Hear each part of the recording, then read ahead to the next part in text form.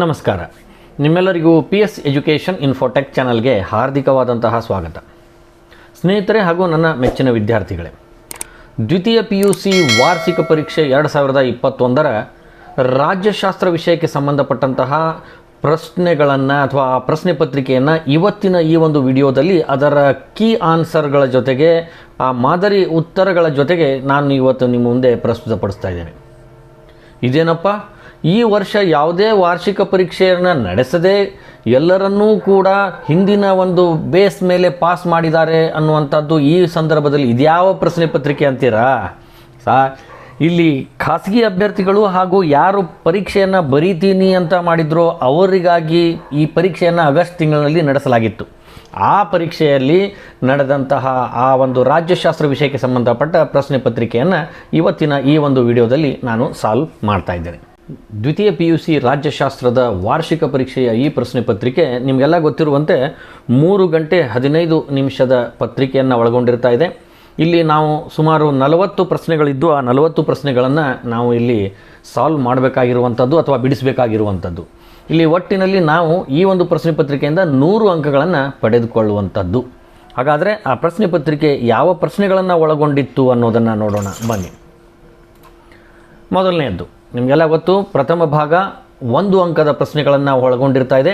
ಕೆಳಗಿನ ಪ್ರಶ್ನೆಗಳಿಗೆ ಪ್ರತಿಯೊಂದಕ್ಕೂ ಒಂದೊಂದು ವಾಕ್ಯದಲ್ಲಿ ಉತ್ತರಿಸಿ. ಇಲ್ಲಿ 10 ಪ್ರಶ್ನೆಗಳನ್ನು ಕೇಳಲಾಗಿರ್ತಾ ಇದೆ. ಆ 10 ಪ್ರಶ್ನೆಗಳಿಗೆ ನಾವು ಉತ್ತರಿಸಿ 10 ಅಂಕಗಳನ್ನು ಈ ಭಾಗದಿಂದ ನಾವು ಪಡೆದುಕೊಳ್ಳಬಹುದು. ಮೊದಲನೆಯ ಪ್ರಶ್ನೆ, ನೋಟ ವಿಸ್ತರಿಸಿ. NOTA, ನೋಟ ವಿಸ್ತರಿಸಿ ಅಂದಾಗ ಈ ನೋಟ ಅಥವಾ ನೋಟ ವಿಸ್ತರಿಸಿ ಅನ್ನುವಂತಹ ಉತ್ತರ ನನ್ ಆಫ್ ದಿ ಅಬವ್, ಅಂದರೆ ಈ ಮೇಲಿನವರು ಯಾರೂ ಅಲ್ಲ ಅನ್ನುವಂತಹ ಒಂದು ಉತ್ತರವನ್ನು ನಾವು ಬರಿಬೇಕಾಗ್ತದೆ. ಇನ್ನು ಎರಡನೆಯದಾಗಿ, ಭಾರತದಲ್ಲಿ ಮತ ಚಲಾಯಿಸಲು ಕನಿಷ್ಠ ವಯೋಮಿತಿ ಎಷ್ಟು? ಭಾರತದಲ್ಲಿ ಚುನಾವಣೆಗಳಲ್ಲಿ ಭಾಗವಹಿಸಿ ಮತ ಚಲಾಯಿಸಲಿಕ್ಕೆ ಇರುವಂತಹ ಕನಿಷ್ಠ ವಯೋಮಿತಿ ಎಷ್ಟು ಅಂದರೆ 18 ವರ್ಷ. ಇನ್ನು ಮೂರನೆಯದಾಗಿ, ಚುನಾವಣೆ ಎಂಬ ಪದದ ಅರ್ಥ ಬರೆಯಿರಿ. ಚುನಾವಣೆ ಅನ್ನುವಂತಹ ಈ ಪದದ ಅರ್ಥ ಯಾವ ರೀತಿಯಾಗಿ ಬಂತು? ಈ ಪದ ಅದರ ಅರ್ಥ ಬರೆಯಿರಿ ಅಂದಾಗ ಎಲಿಗೆರೆ ಅನ್ನುವಂತಹ ಪದ, ಅಂದರೆ ಲ್ಯಾಟಿನ್ ಭಾಷೆ ಎಲಿಗೆರೆ ಎನ್ನುವಂಥ ಪದದಿಂದ ಬಂತು. ಎಲಿಗೆರೆ ಅಂದರೆ ಆಯ್ಕೆ ಮಾಡು ಎಂದರ್ಥ. ಇನ್ನು ನಾಲ್ಕನೆಯದಾಗಿ, ಅಖಿಲ ಭಾರತ ಸೇವೆಗೆ ಒಂದು ಉದಾಹರಣೆ ಕೊಡಿ. ಅಖಿಲ ಭಾರತ ಸೇವೆಗೆ ಒಂದು ಉದಾಹರಣೆ ಕೊಡಿ ಅಂದಾಗ ಉತ್ತರ IAS, IPS, IFS ಇವುಗಳಲ್ಲಿ ಯಾವುದಾದರೂ ನಾವು ಒಂದನ್ನು ಬರೆದು 1 ಅಂಕವನ್ನು ಪಡೆದುಕೊಳ್ಳಬಹುದು. IAS ಅಥವಾ IPS ಅಥವಾ IFS. ಇನ್ನು ಐದನೆಯದಾಗಿ, ಶೋಷಿತ ಮಹಿಳೆಯರಿಗೆ ಶಿಕ್ಷಣ ಪ್ರಾರಂಭಿಸಿದ ಪ್ರಥಮ ಶಿಕ್ಷಕಿಯನ್ನು ಹೆಸರಿಸಿ. ಈ ಒಂದು ಪ್ರಶ್ನೆಗೆ ಉತ್ತರ ಸಾವಿತ್ರಿಬಾಯಿ ಫುಲೆ. ಶೋಷಿತ ಮಹಿಳೆಯರಿಗೆ ಶಿಕ್ಷಣ ಪ್ರಾರಂಭಿಸಿದ ಪ್ರಥಮ ಶಿಕ್ಷಕಿ ಯಾರು ಅಂದರೆ ಸಾವಿತ್ರಿಬಾಯಿ ಫುಲೆ. ಇನ್ನು ಆರನೆಯದಾಗಿ, ಲೋಕಾಯುಕ್ತರ ಅಧಿಕಾರದ ಅವಧಿ ಎಷ್ಟು ವರ್ಷಗಳು? ಲೋಕಾಯುಕ್ತರ ಅಧಿಕಾರದ ಅವಧಿ ಎಷ್ಟು ವರ್ಷಗಳು ಎಂದಾಗ ಉತ್ತರ 5 ವರ್ಷಗಳು, ಅಂದರೆ ಲೋಕಾಯುಕ್ತರು 5 ವರ್ಷದ ಅವಧಿಗೆ ಆಯ್ಕೆ ಆಗಿರ್ತಾರೆ. ಇನ್ನು ಏಳನೆಯದಾಗಿ, ಟೆರರಿಸಮ್ ಈ ಪದದ ಮೂಲ ಪದ ಯಾವುದು ಅಥವಾ ಟೆರರಿಸಮ್ನ ಮೂಲ ಪದ ಯಾವುದು ಎಂದಾಗ ಇದರ ಉತ್ತರ ಟೆರೆರೆ ಎಂಬ ಲ್ಯಾಟಿನ್ ಭಾಷೆಯ ಪದದಿಂದ ಟೆರರಿಸಮ್ ಎನ್ನುವಂತಹ ಪದ ಬಂತು. ಅಂದರೆ ಇದರ ಮೂಲ ಪದ ಟೆರೆರೆ ಎಂಬ ಲ್ಯಾಟಿನ್ ಭಾಷೆಯ ಪದ. ಇನ್ನು ಎಂಟನೆಯದಾಗಿ, ಯಾವ ದಿನವನ್ನು ರಾಷ್ಟ್ರೀಯ ಮತದಾರರ ದಿನವೆಂದು ಆಚರಿಸಲಾಗುತ್ತಿದೆ? ಯಾವ ದಿನವನ್ನು ನಾವು ರಾಷ್ಟ್ರೀಯ ಮತದಾರರ ದಿನ ಅಂತ ಆಚರಣೆ ಮಾಡ್ತೀವಿ ಅಂದಾಗ ಇದರ ಉತ್ತರ ನಿಮಗೆಲ್ಲ ಗೊತ್ತಿರುವಂತೆ ಜನವರಿ 25, ಅಂದರೆ ಜನವರಿ 25ರಂದು ನಾವು ನ್ಯಾಷನಲ್ ವೋಟರ್ಸ್ ಡೇ NVD ಅಂತ ಕರಿತೀವಿ ಅಥವಾ ರಾಷ್ಟ್ರೀಯ ಮತದಾರರ ದಿನ ಅಂತ ಆಚರಣೆ ಮಾಡ್ತೀವಿ. ಇನ್ನು 9ನೆಯದಾಗಿ, ಲೆಸೇಜ್ ಫೇರ್ ಎಂದರೇನು? ಲೆಸೇಜ್ ಫೇರ್ ಎಂದರೇನು ಎನ್ನುವಂಥ ಈ ಒಂದು ಪ್ರಶ್ನೆಗೆ ಉತ್ತರ ಮುಕ್ತ ವ್ಯಾಪಾರ ನೀತಿ. ಮುಕ್ತ ವ್ಯಾಪಾರ ನೀತಿ, ಇದು ಲೆಸೇಜ್ ಫೇರ್ ಅಂದರೆ ಮುಕ್ತ ವ್ಯಾಪಾರ ನೀತಿ ಅಂತ. ಇನ್ನು 10ನೆಯದಾಗಿ, ಖಾಸಗೀಕರಣವು ಮೊದಲು ಯಾವ ದೇಶದಲ್ಲಿ ಪ್ರಾರಂಭವಾಯಿತು? ಖಾಸಗೀಕರಣವು ಮೊದಲು ಯಾವ ದೇಶದಲ್ಲಿ ಪ್ರಾರಂಭವಾಯಿತು ಅನ್ನುವಂಥ ಈ ಪ್ರಶ್ನೆಗೆ ಉತ್ತರ ಬ್ರಿಟನ್ ಮತ್ತು ಅಮೇರಿಕಾ. ಬ್ರಿಟನ್ ಮತ್ತು ಅಮೇರಿಕಾದಲ್ಲಿ ಮೊಟ್ಟ ಮೊದಲು ಖಾಸಗೀಕರಣದ ಪ್ರಕ್ರಿಯೆ ಪ್ರಾರಂಭ ಆಯಿತು. ಸ್ನೇಹಿತರೆ, ಇಲ್ಲಿಯವರೆಗೆ ನಾವು 10 ಅಂಕದ ಪ್ರಶ್ನೆಗಳನ್ನು ನಾವು ನೋಡಿದ್ವಿ. ಈ 10 ಪ್ರಶ್ನೆಗಳು 1 ಅಂಕದ ಪ್ರಶ್ನೆಗಳಾಗಿದ್ದು ನಮಗೆ 10 ಅಂಕಗಳನ್ನು ದೊರಕಿಸಿ ಕೊಡ್ತಾ ಇದೆ. ಈಗ ಭಾಗ 2, ಕೆಳಗಿನ ಯಾವುದಾದರೂ 10 ಪ್ರಶ್ನೆಗಳಿಗೆ ಪ್ರತಿಯೊಂದು 2ರಿಂದ 3 ವಾಕ್ಯಗಳಲ್ಲಿ ಉತ್ತರಿಸಿ. ಇಲ್ಲಿ ನೀವು ನೋಡ್ಬೋದು, ಯಾವುದಾದರೂ ಅನ್ನುವಂತಹ ಒಂದು ಬಂದಾಗ ಇಲ್ಲಿ ನಮಗೆ ಆಯ್ಕೆಗೆ ಅವಕಾಶ ಇದೆ. ಅಂದರೆ ಈ 2ನೇ ಭಾಗದಲ್ಲಿ 12 ಪ್ರಶ್ನೆಗಳನ್ನು ಕೇಳಲಾಗಿರ್ತಾ ಇದೆ. ನಾವು 10 ಪ್ರಶ್ನೆಗಳಿಗೆ ಮಾತ್ರ ಉತ್ತರಿಸುವಂಥದ್ದು. ಅಂದರೆ ಈ 2 ನಮಗೆ ಯಾವುದಾದ್ರೂ 2 ಪ್ರಶ್ನೆಗಳನ್ನು ನಾವು ಕೈ ಬಿಡಲಿಕ್ಕೆ ಇಲ್ಲಿ ಅವಕಾಶ ಇದೆ. ನಮಗೆ ಇಲ್ಲಿ 20 ಅಂಕಗಳು ಬರ್ತಾ ಇವೆ. 10 ಪ್ರಶ್ನೆಗಳಿಗೆ ನಾವು ಉತ್ತರಿಸಿ 20 ಅಂಕಗಳನ್ನು ಪಡೆದುಕೊಳ್ಳಬಹುದು. 11ನೇದಾಗಿ, ಪಂಜಾಬನ್ನು ಎಷ್ಟು ರಾಜ್ಯಗಳಾಗಿ ವಿಭಜಿಸಲಾಯಿತು? ಅವು ಯಾವುವು? ಪಂಜಾಬನ್ನು ಎಷ್ಟು ರಾಜ್ಯಗಳಾಗಿ ವಿಭಜಿಸಲಾಯಿತು, ಅವು ಯಾವುವು ಎನ್ನುವಂಥ ಈ ಪ್ರಶ್ನೆಗೆ ಉತ್ತರ 2. ಪಂಜಾಬನ್ನು 2 ರಾಜ್ಯಗಳಾಗಿ ವಿಭಜಿಸಲಾಯಿತು. ಅವುಗಳೆಂದರೆ ಒಂದು ಪಂಜಾಬ್, ಇನ್ನೊಂದು ಹರಿಯಾಣ. ಇನ್ನು 12ನೇದಾಗಿ, ಯಾವುದಾದರೂ 2 ರಾಷ್ಟ್ರೀಯ ಪಕ್ಷಗಳನ್ನು ಹೆಸರಿಸಿ. ಯಾವುದಾದರೂ 2 ರಾಷ್ಟ್ರೀಯ ಪಕ್ಷಗಳನ್ನು ಹೆಸರಿಸಿ ಎಂದಾಗ ಉತ್ತರ ನಿಮಗೆಲ್ಲ ಗೊತ್ತಿರುವಂತೆ INC, ಇಂಡಿಯನ್ ನ್ಯಾಷನಲ್ ಕಾಂಗ್ರೆಸ್ ಅಥವಾ ಭಾರತೀಯ ರಾಷ್ಟ್ರೀಯ ಕಾಂಗ್ರೆಸ್, BJP, ಭಾರತೀಯ ಜನತಾ ಪಾರ್ಟಿ, ಇವು 2 ರಾಷ್ಟ್ರೀಯ ಪಕ್ಷಗಳು ಆಗಿವೆ. ಇನ್ನು 13ನೇದಾಗಿ, ನಾಗರಿಕ ಸೇವಾ ವರ್ಗದಲ್ಲಿ ಅಧಿಕಾರ ಶ್ರೇಣಿ ಪದ್ಧತಿ ಎಂದರೇನು? ನಾಗರಿಕ ಸೇವಾ ವರ್ಗದಲ್ಲಿ ಅಧಿಕಾರ ಶ್ರೇಣಿ ಪದ್ಧತಿ ಎಂದರೇನು ಅನ್ನುವಂತಹ ಈ ಪ್ರಶ್ನೆಗೆ ಉತ್ತರ, ನಾಗರಿಕ ಸೇವೆಗಳಲ್ಲಿ ಅನೇಕ ಮೇಲಾಧಿಕಾರಿಗಳು ಹಾಗೆಯೇ ಅಧೀನಾಧಿಕಾರಿಗಳು ಇರ್ತಾರೆ. ಮೇಲಾಧಿಕಾರಿಗಳು ಆದೇಶಗಳನ್ನು ನೀಡ್ತಾರೆ, ಅವುಗಳನ್ನು ಪಾಲಿಸುವುದು ಅಧೀನಾಧಿಕಾರಿಗಳ ಕರ್ತವ್ಯ ಆಗಿರ್ತಾ ಇದೆ. ಇದನ್ನೇ ಗ್ರೇಡಿಯೇಷನ್ ಅಥವಾ ಶ್ರೇಣಿ ಪದ್ಧತಿ ಅಂತ ಕರೀತಾರೆ. ಇನ್ನು 14ನೇದಾಗಿ, ಪ್ರಾಚೀನ ಕಾಲದ 4 ಸಾಮಾಜಿಕ ವರ್ಗಗಳು ಯಾವುವು? ಪ್ರಾಚೀನ ಕಾಲದ 4 ಸಾಮಾಜಿಕ ವರ್ಗಗಳು ಯಾವುವು ಎಂದಾಗ ಉತ್ತರ ಬ್ರಾಹ್ಮಣ, ಕ್ಷತ್ರಿಯ, ವೈಶ್ಯ, ಶೂದ್ರ. ಇವು ಪ್ರಾಚೀನ ಕಾಲದ 4 ಸಾಮಾಜಿಕ ವರ್ಗಗಳಾಗಿವೆ. ಇನ್ನು 15ನೇದಾಗಿ, ಕರ್ನಾಟಕ ರೈತ ಸಂಘ ಚಳುವಳಿಯ 2 ನಾಯಕರ ಹೆಸರುಗಳನ್ನು ಹೆಸರಿಸಿ. ಕರ್ನಾಟಕ ರಾಜ್ಯ ರೈತ ಸಂಘ ಚಳುವಳಿಯ 2 ನಾಯಕರ ಹೆಸರನ್ನು ಹೆಸರಿಸಿ ಅಂದಾಗ ಮೊದಲನೇದಾಗಿ ಪ್ರೊಫೆಸರ್ MD ನಂಜುಂಡಸ್ವಾಮಿ, ಇನ್ನೊಬ್ಬರು ND ಸುಂದರೇಶ್, ಇವರು ಇನ್ನೊಬ್ಬರು KS ಪುಟ್ಟಣ್ಣಯ್ಯ ಅಂತೂ ಕೂಡ ಬರ್ತಾರೆ. ಇಲ್ಲಿ ನಾವು 2 ನಾಯಕರ ಹೆಸರನ್ನು ಹೆಸರಿಸಿ ಅಂದಾಗ ಈ 2 ಹೆಸರನ್ನು ನಾವು ಇಲ್ಲಿ ಹೆಸರಿಸಬಹುದಾಗಿದೆ. ಇನ್ನು 16ನೇದಾಗಿ, ಮಾನವ ಹಕ್ಕುಗಳನ್ನು ಅರ್ಥೈಸಿ. ಮಾನವ ಹಕ್ಕುಗಳನ್ನು ಅರ್ಥೈಸಿ ಅಂದಾಗ ಮಾನವನಿಂದ ಬೇರ್ಪಡಿಸಲಾಗದ ಯಾವುದೇ ಧರ್ಮ, ಜಾತಿ, ಲಿಂಗ, ಬಣ್ಣ, ಭಾಷೆ, ಸಾಮಾಜಿಕ, ಆರ್ಥಿಕ, ರಾಜಕೀಯ ಮತ್ತು ಇತರ ಸ್ಥಾನಮಾನಗಳ ಅಂತರವಿಲ್ಲದೆ ಎಲ್ಲ ಮಾನವರು ಅನುಭವಿಸುವ ಹಕ್ಕುಗಳೇ ಮಾನವ ಹಕ್ಕುಗಳಾಗಿವೆ. ಇನ್ನು 17ನೇದಾಗಿ, ಅಸಮಾನತೆಯ ಅರ್ಥವನ್ನು ತಿಳಿಸಿ. ಅಸಮಾನತೆಯ ಅರ್ಥವನ್ನು ತಿಳಿಸಿ ಅಂದಾಗ ಉತ್ತರ, ಜಾತಿ, ಲಿಂಗ, ಧರ್ಮ ಮತ್ತು ಅಂತಸ್ತಿನ ಆಧಾರದ ಮೇಲೆ ತಾರತಮ್ಯ ಮಾಡುವಂತಹ ವ್ಯವಸ್ಥೆಯನ್ನು ನಾವು ಅಸಮಾನತೆ ಅಂತ ಅನ್ನಬಹುದು ಅಥವಾ ಅಸಮಾನತೆಯ ಅರ್ಥ ಆಗಿದೆ. ಇನ್ನು 18ನೇದಾಗಿ, ರಾಷ್ಟ್ರೀಯ ಭಾವೈಕ್ಯತೆ ಎಂದರೇನು? ರಾಷ್ಟ್ರೀಯ ಭಾವೈಕ್ಯತೆ ಎಂದರೇನು ಎನ್ನುವಂಥ ಈ ಒಂದು ಪ್ರಶ್ನೆಗೆ ಉತ್ತರ, ಭಾರತದಲ್ಲಿ ವೈವಿಧ್ಯಮಯ ಸಂಸ್ಕೃತಿ ಪರಂಪರೆ ಇದ್ದು ಭಾವನಾತ್ಮಕವಾಗಿ ಮತ್ತು ಮಾನಸಿಕವಾಗಿ, ರಾಜಕೀಯವಾಗಿ ಎಲ್ಲ ಪ್ರಜೆಗಳನ್ನು ಒಂದುಗೂಡಿಸುವ ಪ್ರಕ್ರಿಯೆಯೇ ರಾಷ್ಟ್ರೀಯ ಭಾವೈಕ್ಯತೆಯಾಗಿದೆ. ಅಥವಾ ವಿವಿಧತೆಯಲ್ಲಿ ಏಕತೆಯೇ ಅದೇ ರಾಷ್ಟ್ರೀಯ ಭಾವೈಕ್ಯತೆ ಆಗಿದೆ. ಇನ್ನು 19ನೇದಾಗಿ, ರಾಜ್ಯ ಪಟ್ಟಿಯಲ್ಲಿ ಇರುವ 2 ವಿಷಯಗಳನ್ನು ಹೆಸರಿಸಿ. ರಾಜ್ಯ ಪಟ್ಟಿಯಲ್ಲಿ ಬರುವಂತಹ 2 ವಿಷಯಗಳು ಯಾವುವು ಅಂದಾಗ, ಒಂದು KS ಕರ್ನಾಟಕ ಆಡಳಿತ ಸೇವೆ ಅಂತ ನಾವು ಕರಿಬಹುದು, ಇನ್ನೊಂದು KPS ಕರ್ನಾಟಕ ಪೊಲೀಸ್ ಸೇವೆ ಅಂತ ಕರಿಬಹುದು, ಕರ್ನಾಟಕ ಕಂದಾಯ ಸೇವೆ ಅಂತ ಬರ್ತಾ ಇದೆ, ಕರ್ನಾಟಕ ಶಿಕ್ಷಣ ಸೇವೆ ಅಂತ ಬರ್ತಾ ಇದೆ. ಇವೆಲ್ಲವೂ ಕೂಡ ರಾಜ್ಯ ಪಟ್ಟಿಯಲ್ಲಿರುವಂತಹ ವಿಷಯಗಳು ಆಗಿವೆ. ಇನ್ನು 20ನೇದಾಗಿ, ಉದಾರೀಕರಣದ ಅರ್ಥ ಬರೆಯಿರಿ.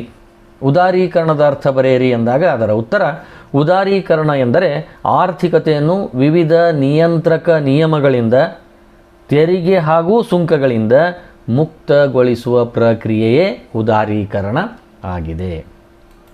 ಇನ್ನು 21ನೇದಾಗಿ, ಪ್ರತಿಭಾ ಪಲಾಯನ ಎಂದರೇನು? ಬ್ರೇನ್ ಡ್ರೈನ್ ಅಂತ ಕರೀತಾರೆ. ಪ್ರತಿಭಾ ಪಲಾಯನ ಎಂದರೇನು ಎನ್ನುವಂಥ ಈ ಒಂದು ಪ್ರಶ್ನೆಗೆ ಉತ್ತರ, ದೇಶದ ಪ್ರತಿಭಾವಂತರು ಹೆಸರು, ಪ್ರಸಿದ್ಧಿ, ಹಣದ ಆಸೆಗಾಗಿ ಬೇರೊಂದು ದೇಶಕ್ಕೆ ವಲಸೆ ಹೋಗುವಂಥದನ್ನು ನಾವು ಪ್ರತಿಭಾ ಪಲಾಯನ ಎನ್ನಬಹುದಾಗಿದೆ. ಇನ್ನು 22ನೇದಾಗಿ, ಪಂಚಶೀಲ ತತ್ವಕ್ಕೆ ಸಹಿ ಹಾಕಿದವರು ಯಾರು? ಪಂಚಶೀಲ ತತ್ವಕ್ಕೆ ಸಹಿ ಹಾಕಿದವರು ಯಾರು ಎಂದಾಗ ಈ ಪ್ರಶ್ನೆಗೆ ಉತ್ತರ ಭಾರತದ ಪ್ರಧಾನಿ ಜವಾಹರ್ಲಾಲ್ ನೆಹರು, ಚೈನಾದ ಪ್ರಧಾನಿ ಚೌ ಎನ್ ಲೈ ಇವರು 1954ರಲ್ಲಿ ಪಂಚಶೀಲ ತತ್ವಕ್ಕೆ ಸಹಿ ಹಾಕಿದರು. ಇಲ್ಲಿಯವರೆಗೆ ನಾವು 12 ಪ್ರಶ್ನೆಗಳನ್ನು 2 ಅಂಕದ ಭಾಗದಲ್ಲಿ ನೋಡಿದ್ವಿ. ಇದರಲ್ಲಿ ನಾವು ಯಾವುದಾದ್ರೂ 10 ಪ್ರಶ್ನೆಗಳನ್ನು ಬರೆದು ಉತ್ತರ ಸರಿಯಾದಂಥ ಬರೆದು 20 ಅಂಕಗಳನ್ನು ನಾವು ಪಡೆದುಕೊಳ್ಳಬಹುದಾಗಿದೆ. ಇನ್ನು 3ನೆಯ ಭಾಗ, ಕೆಳಗಿನ ಯಾವುದಾದರೂ 8 ಪ್ರಶ್ನೆಗಳಿಗೆ ಪ್ರತಿಯೊಂದಕ್ಕೂ 15ರಿಂದ 20 ವಾಕ್ಯಗಳಲ್ಲಿ ಉತ್ತರಿಸಿ. ಇಲ್ಲಿ ನೋಡಿ, ಇಲ್ಲಿ ಯಾವುದಾದರೂ 8 ಪ್ರಶ್ನೆಗಳಿಗೆ ಅಂತ ಅಂತಾರೆ. ಅಂದರೆ ಇಲ್ಲಿ ಕೆಳಗೆ 12 ಪ್ರಶ್ನೆಗಳನ್ನು ಈ ಭಾಗದಲ್ಲಿ ಕೊಡಲಾಗಿರ್ತಾ ಇದೆ. ಅದರಲ್ಲಿ ನಾವು 8 ಪ್ರಶ್ನೆಗಳಿಗೆ ಮಾತ್ರ ಉತ್ತರಿಸಿ ಪ್ರತಿಯೊಂದು ಪ್ರಶ್ನೆಗೂ 5 ಅಂಕವನ್ನು ನಾವು ಗಳಿಸಿಕೊಳ್ಬೋದು. ಈ ಭಾಗದಿಂದ 40 ಅಂಕಗಳನ್ನು ನಾವು ಪಡೆದುಕೊಳ್ಳಬಹುದಾಗಿದೆ. 23ನೇದಾಗಿ, ಪ್ರಥಮ ಸಾರ್ವತ್ರಿಕ ಚುನಾವಣೆ ಕುರಿತು ಟಿಪ್ಪಣಿ ಬರೆಯಿರಿ. ಪ್ರಥಮ ಸಾರ್ವತ್ರಿಕ ಚುನಾವಣೆ ಕುರಿತು ಟಿಪ್ಪಣಿ ಬರೆಯಿರಿ ಅಂದಾಗ ಅದರ ಉತ್ತರ, ಆ ಟಿಪ್ಪಣಿ ಏನನ್ನು ಒಳಗೊಂಡಿರಬೇಕು, ಯಾವ ಪ್ರಮುಖ ಅಂಶಗಳನ್ನು ಒಳಗೊಂಡಿರಬೇಕು ಅಂದರೆ, ಪ್ರಥಮ ಸಾರ್ವತ್ರಿಕ ಚುನಾವಣೆ ಅಕ್ಟೋಬರ್ 1951ರಿಂದ ಫೆಬ್ರವರಿ 52ರವರೆಗೆ ಪ್ರಥಮ ಚುನಾವಣೆ ನಡೀತದೆ. ಈ ಚುನಾವಣೆಯಲ್ಲಿ ಒಟ್ಟು ಲೋಕಸಭಾ ಸ್ಥಾನಗಳು ಎಷ್ಟಿದ್ದು ಅಂದರೆ 489. ಮತದಾರರ ಸಂಖ್ಯೆ ಎಷ್ಟಿತ್ತು? 176 ಮಿಲಿಯನ್. ಮತದಾನ ಮಾಡಿದವರ ಸಂಖ್ಯೆ 105.5 ಮಿಲಿಯನ್. ಶೇಕಡಾವಾರು ಮತದಾನ 45%. ಮತಗಟ್ಟೆಗಳ ಸಂಖ್ಯೆ 2,24,000. ಸ್ಪರ್ಧಿಸಿದ ರಾಜಕೀಯ ಪಕ್ಷಗಳು 70. ಒಟ್ಟು ಅಭ್ಯರ್ಥಿಗಳು ಎಷ್ಟಾಗಿದ್ದರು ಅಂದರೆ 1800. ಇನ್ನು ಈ ಒಂದು ಚುನಾವಣೆಯಲ್ಲಿ ಯಾವ ಪಕ್ಷ ಗೆಲುವು ಸಾಧಿಸಿತು ಅಂದರೆ ಕಾಂಗ್ರೆಸ್ ಪಕ್ಷದ ಗೆಲುವು. ಈ ಎಲ್ಲ ಅಂಶಗಳನ್ನು ಒಳಗೊಂಡಂತಹ ಒಂದು ಟಿಪ್ಪಣಿಯನ್ನು ನಾವು ಬರೆದಾಗ ಇದಕ್ಕೆ ಸರಿ ಉತ್ತರ ಆಗ್ತದೆ. ಇನ್ನು 24ನೇ ಪ್ರಶ್ನೆ, ರಾಜ್ಯಗಳ ಪುನರ್ರಚನೆಗೆ ಭಾಷೆಯು ಆಧಾರವಾಗಿರಬೇಕು ಎಂಬುದಕ್ಕೆ 5 ಕಾರಣಗಳನ್ನು ಕೊಡಿ ಅಂತ ಬರ್ತದೆ. ಇದರಲ್ಲಿ ಅತ್ಯಂತ ಪ್ರಮುಖವಾಗಿ ನಾವು ಏನು ಚರ್ಚೆ ಮಾಡ್ಬೋದು ಉತ್ತರವನ್ನು ಅಂದರೆ, ಭಾಷೆಯು ಜನರ ಸಂಸ್ಕೃತಿ ಮತ್ತು ಸಂಪ್ರದಾಯಗಳೊಂದಿಗೆ ಅತ್ಯಂತ ನಿಕಟ ಸಂಬಂಧ ಹೊಂದಿದೆ. ಮಾತೃಭಾಷಾ ಮಾಧ್ಯಮದ ಮೂಲಕ ಮಾತ್ರ ಯಶಸ್ವಿಯಾಗಿ ಶಿಕ್ಷಣ ಪಡೆದು ಸಾಕ್ಷರತೆಯನ್ನು ಸಾಧಿಸಬಹುದು. ಜನಸಾಮಾನ್ಯರ ಮಾತೃಭಾಷೆಯಲ್ಲಿ ರಾಜಕಾರಣ ಮತ್ತು ಆಡಳಿತ ನಡೆದಾಗ ಮಾತ್ರ ಪ್ರಜಾಪ್ರಭುತ್ವಕ್ಕೆ ನೈಜ ಸ್ವರೂಪ ಲಭಿಸುತ್ತದೆ.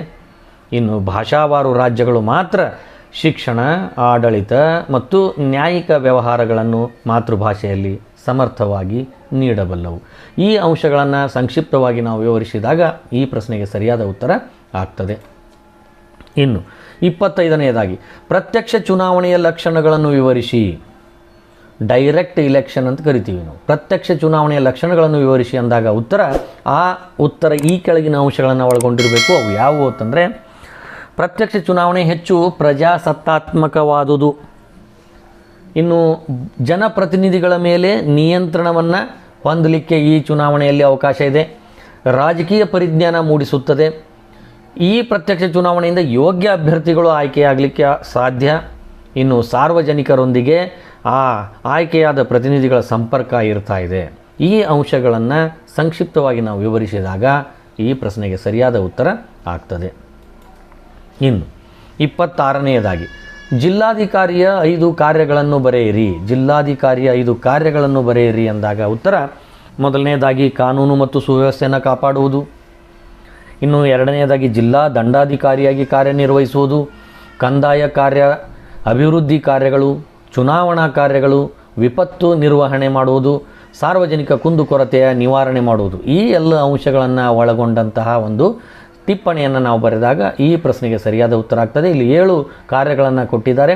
ಈ 7 ಕಾರ್ಯಗಳನ್ನು ನಾವು ಕೂಡ ವಿವರಣೆ ಮಾಡಬಹುದು 1-2 ವಾಕ್ಯಗಳಲ್ಲಿ. ಇನ್ನು 27ನೇ ಪ್ರಶ್ನೆ, ನಾಗರಿಕ ಸೇವಾ ವರ್ಗದ ಲಕ್ಷಣಗಳನ್ನು ಚರ್ಚಿಸಿ. ಈ ನಾಗರಿಕ ಸೇವಾ ವರ್ಗದ ಲಕ್ಷಣಗಳನ್ನು ಚರ್ಚಿಸಿ ಅಂದಾಗ ಇದರ ಉತ್ತರ, ಹರ್ಮನ್ ಫೈನರ್ ಅವರು ನಾಗರಿಕ ಸೇವಾ ವರ್ಗದ ಒಂದು ಅರ್ಥವನ್ನು ಹೇಳ್ತಾರೆ. ಆ ಅರ್ಥವನ್ನು ನೋಡಿ ನಾವು ಇದರ ಲಕ್ಷಣಗಳನ್ನು ನಾವು ಚರ್ಚೆ ಮಾಡಬಹುದು. ಹರ್ಮನ್ ಫೈನರ್ ಅವರ ಪ್ರಕಾರ ಶಾಶ್ವತ ವೇತನ ಪಡೆಯುವ, ಕೌಶಲ್ಯತೆಯುಳ್ಳ, ವೃತ್ತಿ ನಿರತ ಅಧಿಕಾರಿಗಳ ಸಮುದಾಯವೇ ನಾಗರಿಕ ಸೇವಾ ವರ್ಗ ಆಗಿದೆ. ಇನ್ನು ಇವುಗಳ ಲಕ್ಷಣ ಎಂದರೆ, ಮೊದಲನೇದಾಗಿ ವೃತ್ತಿ ನಿರತ ವರ್ಗ.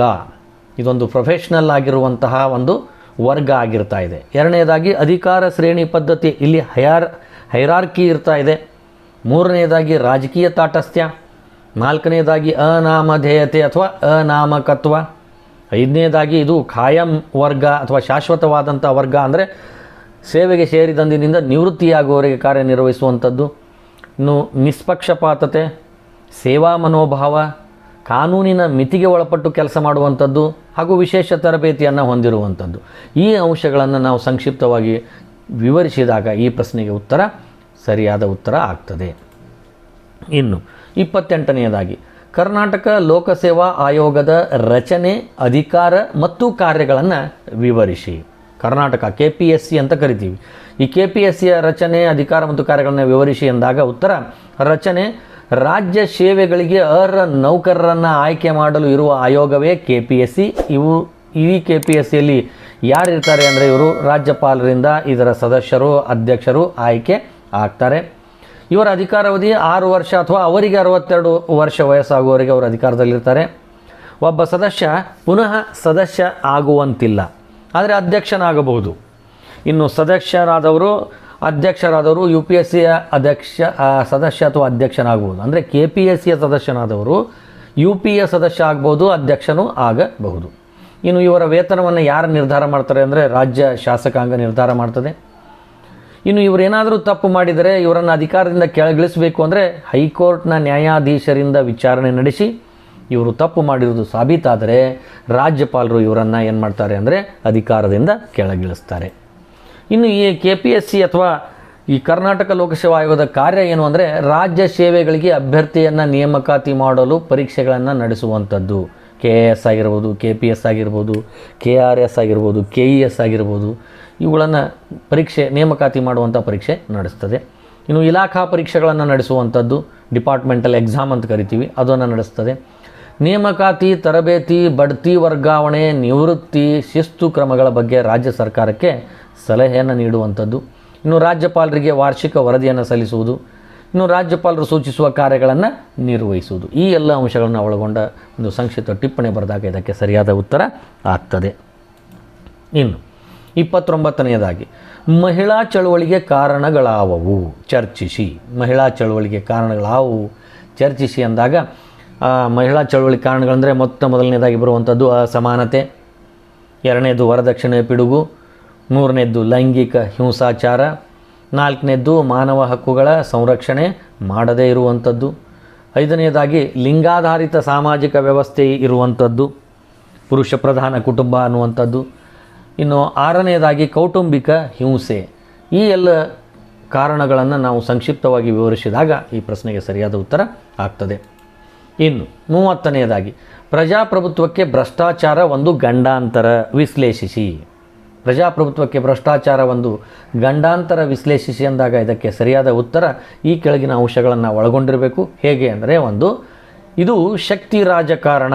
ಪ್ರಜಾಪ್ರಭುತ್ವದಲ್ಲಿ ಭ್ರಷ್ಟಾಚಾರ ಇದ್ದರೆ ಅಲ್ಲಿ ಶಕ್ತಿ ರಾಜಕಾರಣಕ್ಕೆ ಯಾರ ಹತ್ರ ಹಣ ಇದೆಯೋ ಅವರು ರಾಜಕೀಯದಲ್ಲಿ ಪ್ರಮುಖ ಪಾತ್ರ ವಹಿಸುವಂಥದ್ದಾಗ್ತದೆ. ಎರಡನೇದಾಗಿ ರಾಜಕೀಯ ಅಪರಾಧೀಕರಣ ಆಗುವಂಥದ್ದು, ಮೂರನೇದಾಗಿ ಅಧಿಕಾರಶಾಹಿಯ ಅನೈತಿಕತೆ, ನಾಲ್ಕನೇದಾಗಿ ಸಾಮಾಜಿಕ ನ್ಯಾಯದ ಉಲ್ಲಂಘನೆ. ಈ ಎಲ್ಲ ಅಂಶಗಳನ್ನು ನಾವು ಸಂಕ್ಷಿಪ್ತವಾಗಿ ವಿವರಿಸಿದಾಗ ಈ ಪ್ರಜಾಪ್ರಭುತ್ವಕ್ಕೆ ಭ್ರಷ್ಟಾಚಾರ ಒಂದು ಗಂಡಾಂತರ ಅನ್ನುವಂಥದ್ದು ವಿಶ್ಲೇಷಣೆ ಮಾಡಿದಂತೆ ಆಗ್ತದೆ. ಇನ್ನು 31ನೇದಾಗಿ ಭಾರತದಲ್ಲಿ ಭಯೋತ್ಪಾದನೆ ಉಗಮಕ್ಕೆ ಕಾರಣಗಳೇನು ವಿವರಿಸಿ. ಭಾರತದಲ್ಲಿ ಭಯೋತ್ಪಾದನೆ ಉಗಮಕ್ಕೆ ಕಾರಣಗಳೇನು ವಿವರಿಸಿ ಅಂದಾಗ ಆ ಕಾರಣಗಳನ್ನು ಈ ಕೆಳಗಂತೆ ನಾವು ವಿವರಣೆ ಮಾಡ್ಬೋದು. ಭಾರತದಲ್ಲಿ ಭಯೋತ್ಪಾದನೆಯ ಕಾರಣಗಳು: 1 ಪ್ರತ್ಯೇಕವಾದಿ ಚಳುವಳಿಗಳು, 2 ಧಾರ್ಮಿಕ ಮೂಲಭೂತವಾದ, 3 ಈಶಾನ್ಯ ರಾಜ್ಯಗಳಲ್ಲಿ ಜನಾಂಗೀಯ ಸಮಸ್ಯೆ, 4 ದುರ್ಬಲ ರಾಜಕೀಯ ವ್ಯವಸ್ಥೆ, 5 ಆರ್ಥಿಕತೆಯ ಅಭಾವ. ಈ ಅಂಶಗಳನ್ನು ನಾವು ಸಂಕ್ಷಿಪ್ತವಾಗಿ ವಿವರಿಸಿದಾಗ ಇದಕ್ಕೆ ಸರಿಯಾದ ಉತ್ತರ ಆಗ್ತದೆ. ಇನ್ನು 32ನೇದಾಗಿ ಲಿಂಗಾಧಾರಿತ ಅಸಮಾನತೆಗೆ ಕಾರಣಗಳಾವುವು ಚರ್ಚಿಸಿ. ಲಿಂಗಾಧಾರಿತ ಅಸಮಾನತೆಗೆ ಕಾರಣಗಳಾವುವು ಚರ್ಚಿಸಿ ಅಂದಾಗ ಈ ಪ್ರಶ್ನೆಗೆ ಉತ್ತರ ಈ ಕೆಳಗಿನ ಕಾರಣಗಳನ್ನು ನಾವು ಚರ್ಚೆ ಮಾಡಬೇಕು. ಮೊದಲನೇದಾಗಿ ಮನುಸ್ಮೃತಿ, ಎರಡನೇದ್ದು ಪುರುಷ ಪ್ರಾಬಲ್ಯವಾಗಿರುವಂತಹ ಸಮಾಜ, ಮೂರನೇದ್ದು ಸ್ತ್ರೀಯರಿಗೆ ಶಿಕ್ಷಣದ ನಿರಾಕರಣೆ, ನಾಲ್ಕನೇದ್ದು ವರದಕ್ಷಿಣೆ ಪದ್ಧತಿ, ಐದನೇದಾಗಿ ಸೂಕ್ತ ಪ್ರಾತಿನಿಧ್ಯ ನೀಡದಿರುವುದು. ಈ ಎಲ್ಲ ಅಂಶಗಳನ್ನು ಈ ಲಿಂಗಾಧಾರಿತ ಸಮಾನತೆಗೆ ಕಾರಣಗಳಾಗಿ ನಾವು ಚರ್ಚೆ ಮಾಡಬಹುದು. ಇನ್ನು 33ನೇದಾಗಿ ಸಮ್ಮಿಶ್ರ ಸರ್ಕಾರದ ಗುಣಗಳು ಯಾವುವು?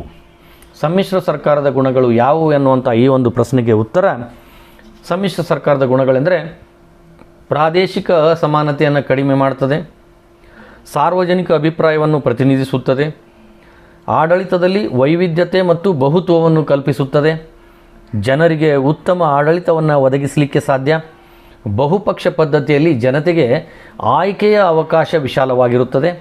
ಇನ್ನು 6ನೇದಾಗಿ ಸರ್ವಾಧಿಕಾರದ ಆಳ್ವಿಕೆಗೆ ಇಲ್ಲಿ ಅವಕಾಶವಿರುವುದಿಲ್ಲ. ಈ ಎಲ್ಲ ಅಂಶಗಳನ್ನು ನಾವು ಸಮ್ಮಿಶ್ರ ಸರ್ಕಾರದ ಗುಣಗಳಾಗಿ ಪರಿಗಣಿಸಬಹುದು. ಇವುಗಳನ್ನು ಸಂಕ್ಷಿಪ್ತವಾಗಿ ನಾವು ವಿವರಿಸಿದಾಗ ಸರಿಯಾದ ಉತ್ತರ ಆಗ್ತದೆ. ಇನ್ನು 34ನೇದಾಗಿ ಭಾರತದ ವಿದೇಶಾಂಗ ನೀತಿಯ 5 ಮೂಲ ತತ್ವಗಳನ್ನು ವಿವರಿಸಿ. ಭಾರತದ ವಿದೇಶಾಂಗ ನೀತಿಯ 5 ಮೂಲ ತತ್ವಗಳನ್ನು ವಿವರಿಸಿ ಅಂದಾಗ ಅದರ ಉತ್ತರ, ಭಾರತದ ವಿದೇಶಾಂಗ ನೀತಿಯ ಮೂಲ ತತ್ವಗಳು 1 ಆಲಿಪ್ತ ನೀತಿ, 2 ಸಾಮ್ರಾಜ್ಯಶಾಹಿ ಮತ್ತು ವಸಾಹತುಶಾಹಿಗೆ ವಿರುದ್ಧವಾಗಿರುವಂಥದ್ದು, 3ನೇದಾಗಿ ವಿಶ್ವಸಂಸ್ಥೆಯಲ್ಲಿ ನಂಬಿಕೆ, 4ನೇದು ವರ್ಣಭೇದ ಮತ್ತು ಜನಾಂಗೀಯ ತಾರತಮ್ಯಕ್ಕೆ ವಿರೋಧ, 5ನೇದಾಗಿ ಪಂಚಶೀಲ ತತ್ವಗಳು, 6ನೇದಾಗಿ ನಿಶಸ್ತ್ರೀಕರಣ, 7ನೇದಾಗಿ ಶೀತಲ ಸಮರಕ್ಕೆ ವಿರುದ್ಧ, 8ನೇದಾಗಿ ಚಿಕ್ಕ ರಾಷ್ಟ್ರಗಳ ಬಗ್ಗೆ ಒಲವು. ಇವುಗಳಲ್ಲಿ ಯಾವುದಾದ್ರೂ 5 ಅಂಶಗಳನ್ನು ನಾವು ಸಂಕ್ಷಿಪ್ತವಾಗಿ ವಿವರಿಸಿದಾಗ ಈ ಪ್ರಶ್ನೆಗೆ ಸರಿಯಾದ ಉತ್ತರ ಆಗ್ತದೆ. ಇಲ್ಲಿಯವರೆಗೆ ನಾವು 5 ಅಂಕದ ಪ್ರಶ್ನೆಗಳನ್ನು ನೋಡಿದ್ವಿ. 12 ಪ್ರಶ್ನೆಗಳಿದ್ದು ಅದರಲ್ಲಿ ನಾವು 8 ಪ್ರಶ್ನೆಗಳಿಗೆ ಉತ್ತರಗಳನ್ನು ಬರೀಬೇಕು. ಇನ್ನು ಭಾಗ 4, ಈ ಕೆಳಗಿನ ಯಾವುದಾದ್ರೂ 2 ಪ್ರಶ್ನೆಗಳಿಗೆ ಪ್ರತಿಯೊಂದಕ್ಕೂ 30ರಿಂದ 40 ವಾಕ್ಯಗಳಲ್ಲಿ ಉತ್ತರಿಸಿ ಅನ್ನುವಂಥ ಭಾಗ ಇರ್ತಾ ಇದೆ. ಇಲ್ಲಿ 4 ಪ್ರಶ್ನೆಗಳನ್ನು ಕೇಳಲಾಗಿರ್ತಾ ಇದೆ. ಅವುಗಳಲ್ಲಿ ನಾವು 2 ಪ್ರಶ್ನೆಗಳಿಗೆ ಉತ್ತರಿಸಿ 10 ಅಂದರೆ ಒಂದೊಂದು ಪ್ರಶ್ನೆಗೆ 10 ಅಂಕಗಳನ್ನು ಪಡೆದು 20 ಅಂಕಗಳನ್ನು ಈ ಭಾಗದಿಂದ ಪಡೆದುಕೊಳ್ಳಬಹುದಾಗಿದೆ. 35ನೇ ಪ್ರಶ್ನೆ, 1935ರ ಭಾರತ ಸರ್ಕಾರದ ಕಾಯ್ದೆಯನ್ನು ವಿವರಿಸಿ. 1935ರ ಭಾರತ ಸರ್ಕಾರದ ಕಾಯ್ದೆಯನ್ನು ವಿವರಿಸಿ ಅಂದಾಗ ಅದರ ಉತ್ತರ ಈ ಕೆಳಗಿನ ಅಂಶಗಳನ್ನು ಒಳಗೊಂಡಿರಬೇಕು. ಅದರಲ್ಲಿ ಪ್ರಮುಖವಾಗಿ ಮೊದಲನೇ ಅಂಶ, 1935ರ ಭಾರತ ಸರ್ಕಾರದ ಕಾಯ್ದೆ ಸಂಯುಕ್ತ ಪದ್ಧತಿಯನ್ನು ಒಳಗೊಂಡಿತ್ತು. ಅಂದರೆ 1935ರ ಕಾಯ್ದೆಯು ಭಾರತ ಮತ್ತು ಬ್ರಿಟಿಷ್ ಪ್ರಾಂತ್ಯಗಳು ಮತ್ತು ಘಟಕಗಳಾಗಿ ದೇಶೀಯ ಸಂಸ್ಥಾನಗಳನ್ನು ಒಳಗೊಂಡಂತಹ ಸಂಯುಕ್ತ ಪದ್ಧತಿಗೆ ಅವಕಾಶವನ್ನು ಕಲ್ಪಿಸಿತು. ಇನ್ನು 2ನೇದು ಅಧಿಕಾರ ವಿಭಜನೆ, ಕೇಂದ್ರ ಪಟ್ಟಿ ಅಂತ ಬರ್ತದೆ. ಅದರಲ್ಲಿ 59 ವಿಷಯಗಳು. ಯಾವುದಂದರೆ ವಿದೇಶಾಂಗ ವ್ಯವಹಾರ, ಕರೆನ್ಸಿ, ರಕ್ಷಣಾ ಮುಂತಾದವುಗಳು. ಇನ್ನು ಪ್ರಾಂತ್ಯಗಳ ಪಟ್ಟಿ ಅಂದರೆ ರಾಜ್ಯ ಪಟ್ಟಿ ಅಂತ ಅನ್ಬೋದು. 54 ವಿಷಯಗಳನ್ನು ಹೊಂದಿದೆ. ಅದರಲ್ಲಿ ಪೊಲೀಸ್, ಶಿಕ್ಷಣ, ಅರಣ್ಯ ಮುಂತಾದವುಗಳಿದ್ದು. ಆದರೆ ಈಗ ಶಿಕ್ಷಣ ಅನ್ನೋದು ಸಮವರ್ತಿ ಪಟ್ಟಿಗೆ ಬಂದಿದೆ. ಇನ್ನು 3ನೇದು ಸಮವರ್ತಿ ಪಟ್ಟಿ, ಕ್ರಿಮಿನಲ್ ಲಾ, ಸಿವಿಲ್, ವಿವಾಹ ಮತ್ತು ವಿಚ್ಛೇದನ ಮುಂತಾದ ವಿಷಯಗಳು 36 ವಿಷಯಗಳನ್ನು ಈ ಸಮವರ್ತಿ ಪಟ್ಟಿ ಹೊಂದಿದೆ. ಇನ್ನು ಶೇಷಾಧಿಕಾರಗಳು ಯಾರ ಕಡೆ ಇರ್ತವೆ ಅಂದರೆ ಗವರ್ನರ್ ಜನರಲಲ್ಲಿ ಇರ್ತವೆ. ಅಂದರೆ ಈ ಎಲ್ಲ ಅಂಶಗಳನ್ನು ಹೊರತುಪಡಿಸಿ ಇನ್ನೂ ಯಾವುದಾದ್ರೂ ವಿಷಯ ಅಂಶಗಳು ಉಳಿದಿದ್ದು ಅಂದರೆ ಆ ಎಲ್ಲ ಅಂಶಗಳು ಯಾರ ಕಡೆ ಅಂದರೆ ಗವರ್ನರ್ ಜನರಲ್ ಕಡೆ ಇರ್ತಾ ಇವೆ. ಇನ್ನು ಇದು ದ್ವಿಸರ್ಕಾರ ಪದ್ಧತಿಯನ್ನು ಹೊಂದಿತ್ತು. 1919ರ ಕಾಯ್ದೆ ಅನ್ವಯ ಪ್ರಾಂತ್ಯಗಳಲ್ಲಿ ಏನು ದ್ವಿಸರ್ಕಾರ ಪದ್ಧತಿ ಕೇಂದ್ರದಲ್ಲಿ ಅಳವಡಿಸಿಕೊಳ್ಳಾಯಿತು. ಅದು 1935ರ ಕಾಯ್ದೆಯ ಅನ್ವಯ. ಇನ್ನು ಈ ಅಧಿಕಾರಗಳು ಯಾರಿಗಿರ್ತಾ ಇವೆ ಅಂತಂದರೆ ಗವರ್ನರ್ ಜನರಲ್ ಇರ್ತಾ ಇವೆ. ಕಾಯ್ದಿರಿಸಿದ ವಿಷಯಗಳು ಉದಾಹರಣೆ ರಕ್ಷಣೆ, ವಿದೇಶಾಂಗ ವ್ಯವಹಾರ ಮುಂತಾದ ವಿಷಯಗಳು. ಇನ್ನು ವರ್ಗಾಯಿಸಿದ ವಿಷಯಗಳು ಅಂದರೆ ಕೌನ್ಸಿಲ್ ಆಫ್ ಮಿನಿಸ್ಟರ್ಸ್ ಸಲಹೆಗಳಿಗೆ ಅನುಗುಣವಾಗಿ ಗವರ್ನರ್ ಜನರಲ್ ಅಧಿಕಾರವನ್ನು ಚಲಾಯಿಸ್ತಾರೆ. ಇನ್ನು 4ನೇದು ಶಾಸಕಾಂಗ ಹೇಗಿರಬೇಕು 1935ರ ಕಾಯ್ದೆಯ ಪ್ರಕಾರ ಅಂದರೆ ಕೇಂದ್ರ ಶಾಸಕಾಂಗವು ಫೆಡರಲ್ ಅಸೆಂಬ್ಲಿ ಮತ್ತು ಕೌನ್ಸಿಲ್ ಆಫ್ ಸ್ಟೇಟ್ನಿಂದ ಕೂಡಿರುವ ದ್ವಿಸದನದ ವ್ಯವಸ್ಥೆಯನ್ನು ಹೊಂದಿರಬೇಕು. ಕೌನ್ಸಿಲ್ ಆಫ್ ಸ್ಟೇಟ್ ಇದು ಮೇಲ್ಸದನ ಆಗಿದ್ದು ಇಲ್ಲಿ 260 ಜನ ಸದಸ್ಯರನ್ನು ಹೊಂದಿರುತ್ತದೆ. ಇದರಲ್ಲಿ 156 ಅಂದರೆ 60% ಜನ ಸದಸ್ಯರು ಬ್ರಿಟಿಷ್ ಇಂಡಿಯಾದಿಂದ ಆಯ್ಕೆ ಆದರೆ 104 ಅಂದರೆ 40%ನಷ್ಟು ಸದಸ್ಯರು ದೇಶೀಯ ಸಂಸ್ಥಾನಗಳಿಂದ ನಾಮನಿರ್ದೇಶನಗೊಳ್ತಾರೆ. ಇನ್ನು ಫೆಡರಲ್ ಅಸೆಂಬ್ಲಿ ಕೆಳಸದನವಾಗಿದ್ದು 375 ಸದಸ್ಯರನ್ನು ಹೊಂದಿದೆ. ಅದರಲ್ಲಿ 250 ಅಂದರೆ 67% ಸದಸ್ಯರು ವಿಧಾನಸಭಾ ಸದಸ್ಯರಿಂದ ಆಯ್ಕೆ ಆದರೆ 125 ಅಂದರೆ 33% ಸದಸ್ಯರು ದೇಶೀಯ ಸಂಸ್ಥಾನಗಳ ಆಳ್ವಿಕೆಗಾರರಿಂದ ನಾಮನಿರ್ದೇಶನಗೊಳ್ತಾರೆ. ಇನ್ನು 5ನೇದು ಫೆಡರಲ್ ನ್ಯಾಯಾಲಯದ ಸ್ಥಾಪನೆ 1937ರಲ್ಲಿ ಇದರ ಒಬ್ಬ ಮುಖ್ಯ ನ್ಯಾಯಾಧೀಶ ಹಾಗೂ ಹೆಚ್ಚುವರಿ ನ್ಯಾಯಾಧೀಶರನ್ನು ಒಳಗೊಂಡಿರುವಂತಹ ಫೆಡರಲ್ ನ್ಯಾಯಾಲಯದ ಸ್ಥಾಪನೆ ಆಗ್ತದೆ. ಇವರನ್ನು ಕಾನೂನಿನ ನಿಪುಣತೆಯ ಅರ್ಹತೆ ಆಧಾರದ ಮೇಲೆ ನೇಮಿಸಲಾಗ್ತದೆ. ಇವರ ಅಧಿಕಾರಗಳೇನು ಅಂದರೆ ಈ ಫೆಡರಲ್ ನ್ಯಾಯಾಲಯದ ಅಧಿಕಾರಗಳು ಅಂದರೆ ಮೂಲಾಧಿಕಾರ ಅಂದರೆ ಕೇಂದ್ರ ಮತ್ತು ಪ್ರಾಂತ್ಯಗಳ ನಡುವಿನ ಸಮಸ್ಯೆ ಬಗೆಹರಿಸುವುದು, ಇನ್ನು ಮೇಲ್ಮನವಿ ಅಧಿಕಾರ ಎಂದರೆ ಉಚ್ಚ ನ್ಯಾಯಾಲಯಗಳ ಮೇಲೆ ತೀರ್ಪಿನ ಮೇಲೆ ಅಲ್ಲಿ ನಡೆಸುವಂಥದ್ದು, ಮೇಲ್ಮನವಿಯನ್ನು ಸ್ವೀಕರಿಸಿ ಅದನ್ನು ನಡೆಸುವಂಥದ್ದು. ಇನ್ನು ಈ ಸಲಹಾತ್ಮಕ ಅಧಿಕಾರ ಇದು ಗವರ್ನರ್ ಜನರಲ್ಗೆ ಕಾನೂನಿನ ಸಲಹೆಯನ್ನು ನೀಡುವಂಥ ಅಧಿಕಾರ ಆಗಿದೆ. ಇನ್ನು ಕೋರ್ಟ್ ಆಫ್ ದಿ ರೆಕಾರ್ಡ್ ಅಂದರೆ ಇದು ದಾಖಲೆಯ ನ್ಯಾಯಾಲಯವಾಗಿಯೂ ಕೂಡ ಕಾರ್ಯನಿರ್ವಹಿಸ್ತದೆ. ಇನ್ನು ಆರನೆಯದಾಗಿ ಪ್ರಾಂತೀಯ ಸ್ವಾಯತ್ತತೆ. ಈ ಕಾಯ್ದೆಯು ಪ್ರಾಂತೀಯ ಸ್ವಾಯತ್ತತೆಯನ್ನು ಪ್ರಚುರಪಡಿಸ್ತದೆ. ಅವುಗಳಾದ ಮದ್ರಾಸ್, ಬಾಂಬೆ, ಆಮೇಲೆ ಬೆಂಗಾಲ್, ದಿಯು, ಪಂಜಾಬ್, ಬಿಹಾರ್, ಸೆಂಟ್ರಲ್ ಪ್ರಾವಿನ್ಸ್, ಅಸ್ಸಾಂ, ಒರಿಸ್ಸಾ, ಸಿಂಧ್ ಮುಂತಾದ 11 ಪ್ರಾಂತ್ಯಗಳಲ್ಲಿ ಪ್ರಾಂತೀಯ ಸ್ವಾಯತ್ತತೆಯನ್ನು ಜಾರಿಗೊಳಿಸಲಾಗ್ತದೆ. ಇನ್ನು ಸೈಮನ್ ಆಯೋಗ 1929ರಲ್ಲಿ ಆಶ್ವಾಸನೆ ನೀಡಿದಂತೆ ಈ ಕಾಯ್ದೆ ಅನ್ವಯ ಬ್ರಿಟಿಷ್ ಸರ್ಕಾರ ಭಾರತಕ್ಕೆ ಡೊಮಿನಿಯನ್ ಸ್ಥಾನಮಾನ ನೀಡಲಿಲ್ಲ. ಇನ್ನು ದೇಶೀಯ ಸಂಸ್ಥಾನಗಳ ಆಳ್ವಿಕೆಯ ವಿಲೀನಕ್ಕೂ ಕೂಡ ವಿರೋಧ ವ್ಯಕ್ತ ಆಯಿತು. ಕೇಂದ್ರ ಸರ್ಕಾರ ಮತ್ತು ಪ್ರಾಂತೀಯ ಗವರ್ನರ್ಗಳು ಮಹತ್ವದ ಕಾರ್ಯಗಳನ್ನು ತಾವೇ ಉಳಿಸಿಕೊಂಡು ಪ್ರಾಂತ್ಯಗಳ ಮೇಲೆ ನಿಯಂತ್ರಣ ಹೊಂದಿದರು. ಇವೆಲ್ಲವೂ 1935ರ ಭಾರತ ಸರ್ಕಾರದ ಕಾಯ್ದೆಯ ಮುಖ್ಯಾಂಶ ಆಗಿದೆ. ಇವುಗಳನ್ನು ವಿವರಿಸಿದಾಗ ನಾವು ಸರಿಯಾದ ಉತ್ತರ ಆಗ್ತದೆ. ಇನ್ನು 36ನೇದಾಗಿ ಭಾರತದ ಪಕ್ಷ ಪದ್ಧತಿಯ ಸ್ವರೂಪವನ್ನು ವಿವರಿಸಿ. ಭಾರತದ ಪಕ್ಷ ಪದ್ಧತಿಯ ಸ್ವರೂಪವನ್ನು ವಿವರಿಸಿ ಅಂದಾಗ ಆ ಪ್ರಶ್ನೆ ಉತ್ತರ ಈ ಕೆಳಗಿನ ಅಂಶಗಳನ್ನು ಒಳಗೊಂಡಿರಬೇಕು. ಅವು ಯಾವಂದರೆ ಸಂವಿಧಾನೇತರ ಬೆಳವಣಿಗೆ, ಬಹುಪಕ್ಷ ಪದ್ಧತಿಯ ಅಸ್ತಿತ್ವ, ಪಕ್ಷಗಳ ಒಡಕು ಮತ್ತು ವಿಲೀನ, ಏಕಪಕ್ಷ ಪ್ರಾಬಲ್ಯದ ಕ್ಷೀಣತೆ, ಭಿನ್ನಮತ, ಪಕ್ಷಾಂತರ, ನಾಯಕತ್ವದ ವರ್ಚಸ್ಸು, ತತ್ವರಹಿತ ರಾಜಕೀಯ ಪಕ್ಷಗಳು, ಪ್ರಾದೇಶಿಕ ಪಕ್ಷಗಳ ಪ್ರಾಬಲ್ಯ, ಧಾರ್ಮಿಕ ಮತ್ತು ಭಾಷಾವಾರು ಪಕ್ಷಗಳು, ಎಡ ಮತ್ತು ಬಲಪಂಥೀಯ ಪಕ್ಷಗಳು ಹಾಗೂ ಸಮ್ಮಿಶ್ರ ಸರ್ಕಾರದ ಶಕೆ. ಈ ಅಂಶಗಳು ಭಾರತದ ಪಕ್ಷ ಪದ್ಧತಿಯ ಸ್ವರೂಪಗಳಾಗಿದ್ದು ಇವುಗಳನ್ನು ನಾವು ವಿವರವಾಗಿ ವಿವರಿಸಿದಾಗ ಇದಕ್ಕೆ ಸರಿಯಾದ ಉತ್ತರ ಆಗ್ತದೆ. ಇನ್ನು 37ನೇದಾಗಿ ದಲಿತ ಚಳುವಳಿಯ ಕಾರಣಗಳು ಮತ್ತು ರಾಜಕೀಯ ಪರಿಣಾಮಗಳನ್ನು ಚರ್ಚಿಸಿ ಎಂದಾಗ ಇದಕ್ಕೆ ಉತ್ತರ ದಲಿತ ಚಳುವಳಿಯ ಕಾರಣಗಳು ಯಾವುವು ಅಂದರೆ 1 ಸಾಮಾಜಿಕ ಅಸಮಾನತೆ, 2 ಆರ್ಥಿಕ ಅಸಮಾನತೆ, 3ನೇದಾಗಿ ತಾರತಮ್ಯ ಮಾಡುವಂಥದ್ದು, 4ನೇದು ದಲಿತರಲ್ಲಿ ಇರುವ ಅರಿವಿನ ಕೊರತೆ, 5ನೇದಾಗಿ ರಾಜಕೀಯ ಅಸಮಾನತೆ. ಈ ಎಲ್ಲ ಅಂಶಗಳು ಪ್ರಮುಖವಾಗಿ ದಲಿತ ಚಳುವಳಿಗೆ ಕಾರಣಗಳಾಗಿವೆ. ಇನ್ನು ಇವುಗಳ ರಾಜಕೀಯ ಪರಿಣಾಮಗಳೆಂದರೆ ಅದರಲ್ಲಿ ನಾವು ಸಂವಿಧಾನಾತ್ಮಕ ಕ್ರಮಗಳೆಂದರೆ ಕಾನೂನು ಎದುರು ಎಲ್ಲರೂ ಸಮಾನರು ಅನ್ನುವಂಥ ಒಂದು ಅಂಶ. 2ನೇದಾಗಿ 17ನೇ ವಿಧಿಯ ಪ್ರಕಾರ ಅಸ್ಪೃಶ್ಯತೆ ಆಚರಣೆ ನಿವಾರಣೆ ಆಗುವಂಥದ್ದು. ಇನ್ನು ಬಿ ಶಾಸನೀಯ ಕ್ರಮಗಳು ಎಂದಾಗ ನಾಗರಿಕ ಹಕ್ಕುಗಳ ರಕ್ಷಣಾ ಕಾಯ್ದೆ ಜಾರಿಗೆ ತರಲಾಗಿರುವಂಥದ್ದು. ಇನ್ನು ಸಿ ದೌರ್ಜನ್ಯ ತಡೆ ಕಾಯ್ದೆ 1989ರಲ್ಲಿ ತಂದಲಾಯಿತು. ಇದನ್ನು ದಲಿತ ಕಾಯ್ದೆ ಅಂತ ಕೂಡ ಕರೆಯಲಾಗ್ತದೆ. ಇನ್ನು ದಲಿತರ ಹಕ್ಕುಗಳನ್ನು ರಕ್ಷಿಸಲಿಕ್ಕೆ ಕ್ರಮ ಕೈಗೊಂಡಿರುವಂಥದ್ದು. ಆ ಕಾರಣ ಅದರಿಂದ ದಬ್ಬಾಳಿಕೆಗೆ ಗುರಿಯಾದ ದಲಿತರು ರಾಷ್ಟ್ರೀಯ ಮಾನವ ಹಕ್ಕುಗಳ ಆಯೋಗ, ರಾಜ್ಯ ಮಾನವ ಹಕ್ಕುಗಳ ಆಯೋಗದ ಸಹಾಯವನ್ನು ಪಡೆಯಬಹುದಾಗಿದೆ. ಇವುಗಳನ್ನು ನಾವು ವಿವರವಾಗಿ ವಿವರಿಸಿದಾಗ ಈ ಪ್ರಶ್ನೆಗೆ ಸರಿಯಾದ ಉತ್ತರ ಆಗ್ತದೆ. ಇನ್ನು 38ನೇದಾಗಿ ರಾಷ್ಟ್ರ ನಿರ್ಮಾಣದ ವಿವಿಧ ಅಗತ್ಯಾಂಶಗಳನ್ನು ವಿಶ್ಲೇಷಿಸಿ. ರಾಷ್ಟ್ರ ನಿರ್ಮಾಣದ ವಿವಿಧ ಅಗತ್ಯಾಂಶಗಳನ್ನು ವಿಶ್ಲೇಷಿಸಿ ಅಂದಾಗ ಅದರ ಉತ್ತರ ಅಗತ್ಯಾಂಶಗಳು ಯಾವುವು ಅಂದರೆ 1 ಜನತೆಯ ಬೆಂಬಲ, 2 ಗುಡ್ ಗವರ್ನೆನ್ಸ್ ಅಥವಾ ಉತ್ತಮ ಆಡಳಿತ, 3 ಬದ್ಧತೆಯಿಂದ ಕೂಡಿರುವ ನಾಯಕತ್ವ, 4 ರಾಜಕೀಯ ಸಂಸ್ಕೃತಿ, 5 ಸಾರ್ವತ್ರಿಕವಾದಂತಹ ಶಿಕ್ಷಣ, 6 ರಾಷ್ಟ್ರೀಯ ಗುಣ, 7 ಸಮೂಹ ಮಾಧ್ಯಮಗಳು, 8 ಜವಾಬ್ದಾರಿಯುತವಾದ ಬೌದ್ಧಿಕತೆ, 9 ರಾಷ್ಟ್ರೀಯ ಸಮಗ್ರತೆ. ಈ ಅಂಶಗಳನ್ನು ನಾವು ವಿವರವಾಗಿ ವಿವರಿಸಿದಾಗ ಈ ಪ್ರಶ್ನೆಗೆ ಸರಿಯಾದ ಉತ್ತರ ಆಗ್ತದೆ. ಇನ್ನು 5ನೆಯ ಭಾಗ, ಈ ಕೆಳಗಿನ ಪ್ರಶ್ನೆಗಳಿಗೆ ಪ್ರತಿಯೊಂದಕ್ಕೂ 15ರಿಂದ 20 ವಾಕ್ಯಗಳಲ್ಲಿ ಉತ್ತರಿಸಿ. ಇಲ್ಲಿ ಈ 39 ಮತ್ತು 40 ಅನ್ನುವಂಥ 2 ಪ್ರಶ್ನೆಗಳಿರ್ತವೆ. 39ನೇ ಪ್ರಶ್ನೆಯಲ್ಲಿ 2 ಪ್ರಶ್ನೆಗಳನ್ನು ಕೇಳಲಾಗಿರ್ತಾ ಇದೆ. ಅದರಲ್ಲಿ ನಾವು ಒಂದನ್ನು ಬರೆಯಬೇಕಾಗಿರುವಂಥದ್ದು. 39ನೇ ಪ್ರಶ್ನೆ ಏನು ಕೇಳಲಾಗಿತ್ತು ಅಂತಂದರೆ ಪಕ್ಷಾಂತರ ನಿಷೇಧ ಕಾಯ್ದೆಯ ಬಗ್ಗೆ ಬರೆಯಿರಿ ಅಥವಾ ಮತದಾರರ ಸಾಕ್ಷರತಾ ಕ್ಲಬ್ ಚಟುವಟಿಕೆ ಕುರಿತು ಬರೆಯಿರಿ ಅಂದ. ಇದರಲ್ಲಿ ನಾವು ಪಕ್ಷಾಂತರ ನಿಷೇಧ ಕಾಯ್ದೆಯ ಬಗ್ಗೆ ಇಲ್ಲಿ ನಾನು ವಿವರಣೆಯನ್ನು ಮಾಡ್ತಾ ಇದ್ದೇನೆ. ಈ ಪಕ್ಷಾಂತರ ನಿಷೇಧ ಕಾಯ್ದೆಯ ವಿವರಣೆ ಹೀಗೆ ನಾವು ಮಾಡ್ಬೋದು. 1985 ಏಪ್ರಿಲ್ 1ರಂದು ಇದು ಜಾರಿಯಾಯಿತು. ಮತ್ತು 2003ರಲ್ಲಿ ಸಂವಿಧಾನದ 91ನೇ ತಿದ್ದುಪಡಿಯ ಮೂಲಕ ಕೆಲವೊಂದು ಬದಲಾವಣೆಯ ಅಂಶಗಳನ್ನು ಕೂಡ ಅಳವಡಿಸಿಕೊಳ್ಳಾಯಿತು. ಇದರಲ್ಲಿ ಶಾಸನಸಭೆ ಸದಸ್ಯರು ಸ್ವ ಇಚ್ಛೆಯಿಂದ ತಮ್ಮ ಪಕ್ಷ ತ್ಯಜಿಸಿದರೆ ಅದು ಪಕ್ಷಾಂತರ, ಸದನದಲ್ಲಿ ವಿಪ್ ಉಲ್ಲಂಘಿಸಿದಾಗ ಅದು ಕೂಡ ಪಕ್ಷಾಂತರ, ಪಕ್ಷದ ಅನುಮತಿ ಇಲ್ಲದೆ ಸದನದಲ್ಲಿ ಮತ ಚಲಾಯಿಸಿದಾಗವೂ ಕೂಡ ಪಕ್ಷಾಂತರ ಆಗ್ತದೆ, ನಾಮಕರಣಗೊಂಡಂಥ ಶಾಸಕ 6 ತಿಂಗಳ ನಂತರ ಬೇರೆ ಪಕ್ಷ ಸೇರಿದ ಅಂದರೆ ಆವಾಗಲೂ ಕೂಡ ಅದು ಪಕ್ಷಾಂತರ ಆಗ್ತದೆ. ಇನ್ನು ಅನರ್ಹಗೊಂಡ ವ್ಯಕ್ತಿಗಳು ಕೇಂದ್ರ ಅಥವಾ ರಾಜ್ಯ ಸರ್ಕಾರದ ಯಾವುದೇ ಲಾಭದಾಯಕವನ್ನು ಹುದ್ದೆ ಒಪ್ಪಿಕೊಳ್ಳುವಂತಿಲ್ಲ, ಮಂತ್ರಿಮಂಡಲದ ಗಾತ್ರ 15% ಮೀರುವಂತಿಲ್ಲ, ಸದಸ್ಯರ ಅನರ್ಹಗೊಳಿಸುವ ಅಧಿಕಾರ ಯಾರಿಗಿರ್ತಾ ಇದೆ ಅಂದರೆ ಸಭಾಪತಿಗಳಿಗಿರ್ತಾ ಇದೆ. ಇನ್ನು ಪಕ್ಷೇತರ ಸದಸ್ಯ ಯಾವುದೇ ಪಕ್ಷ ಸೇರಿದರೆ ಅದು ಪಕ್ಷಾಂತರ ನಿಷೇಧ ಕಾಯ್ದೆ ಅನ್ವಯ ಅನರ್ಹನಾಗ್ತಾನೆ. ಈ ಅಂಶಗಳನ್ನು ಒಳಗೊಂಡಂಥ ಪ್ರಶ್ನೆಗೆ ನಾವು ಉತ್ತರ ಬರೆದಾಗ ಸರಿ ಉತ್ತರ ಆಗ್ತದೆ. ಇನ್ನು 40ನೇ ಪ್ರಶ್ನೆ, ಇಲ್ಲಿ ನಿಮ್ಮ ಕಾಲೇಜಿನಲ್ಲಿ ಆಚರಿಸಿದ ಡಾಕ್ಟರ್ BR ಅಂಬೇಡ್ಕರ್ ಅವರ ಜಯಂತಿ ಕುರಿತು ಬರೆಯಿರಿ ಅಥವಾ ಭಾರತದ ಇಂದಿನ ರಾಜ್ಯಗಳು ಮತ್ತು ಕೇಂದ್ರಾಡಳಿತ ಪ್ರದೇಶಗಳ ಪಟ್ಟಿ ಮಾಡಿ. ಈ ಎರಡರಲ್ಲಿ ನಾವು ಒಂದನ್ನು ಬರೀಬೇಕು. ಇಲ್ಲಿ ನಾನು ಪ್ರಸ್ತುತ ಭಾರತದಲ್ಲಿರುವಂತಹ ರಾಜ್ಯಗಳು ಮತ್ತು ಕೇಂದ್ರಾಡಳಿತ ಪ್ರದೇಶಗಳ ಪಟ್ಟಿಯನ್ನು ನೀಡಿದ್ದೇನೆ. ಪ್ರಸ್ತುತ 28 ರಾಜ್ಯಗಳು ಹಾಗೂ 9 ಕೇಂದ್ರಾಡಳಿತ ಪ್ರದೇಶಗಳಿವೆ.